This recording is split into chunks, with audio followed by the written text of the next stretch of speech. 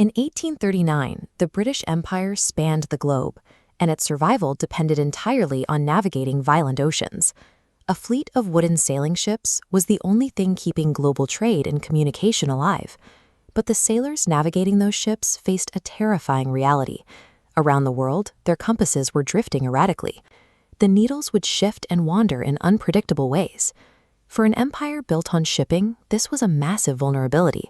If a compass couldn't be trusted to point exactly north, the world's most powerful navy was essentially flying blind. To solve this mystery, the empire launched a planetary experiment.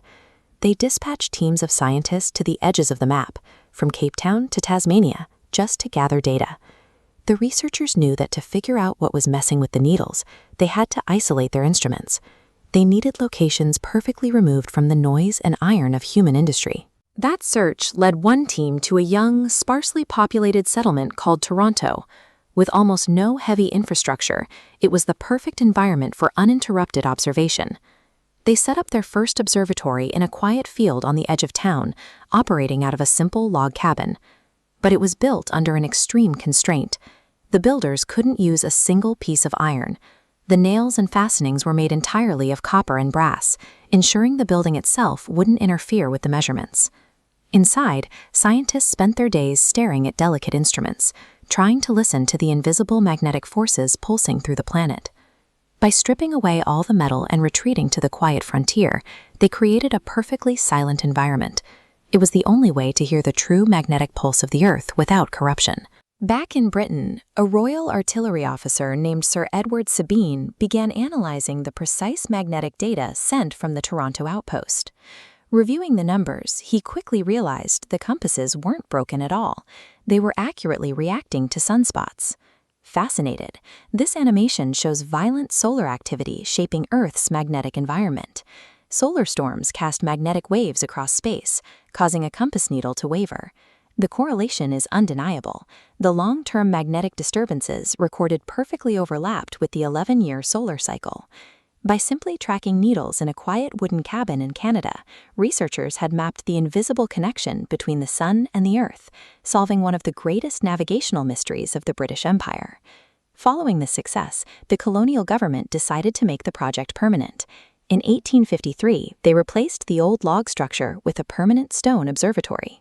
The building's mission expanded to become the beating heart of Toronto's infrastructure.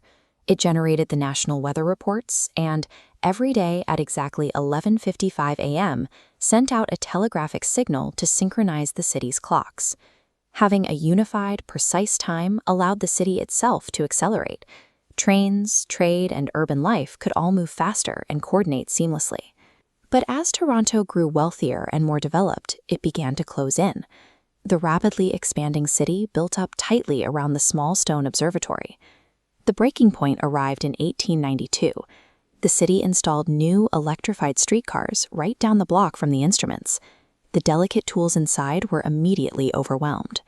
They completely stopped reading the magnetic pulse of the planet and instead began recording the exact moments the local trolleys started and stopped. The very infrastructure the observatory helped coordinate was now blinding it with electrical noise. To continue observing nature accurately, the science had to flee the city entirely. By 1898, researchers packed up the magnetic instruments and moved them to Agincourt. At the time, it was miles away from Toronto, nothing but perfectly quiet, undisturbed farmland. Back on the university campus, the obsolete stone observatory was left empty.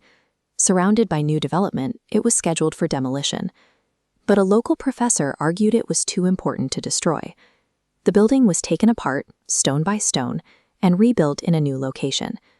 The reassembled structure is a scientific refugee, a scientific relic that escaped demolition by being moved out of the way of urban sprawl.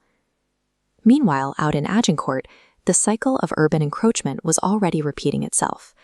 By the 1950s, a new wave of technological noise swallowed the farmland. Suburban factories sprouted up, and the massive concrete expanse of Highway 401 was built right next to the laboratory. It was a final defeat. The Agincourt site was completely demolished by 1971, forcing the magnetic scientists to retreat once again, this time all the way to Ottawa. Today, back at the University of Toronto, The old, relocated stone building serves as a student union.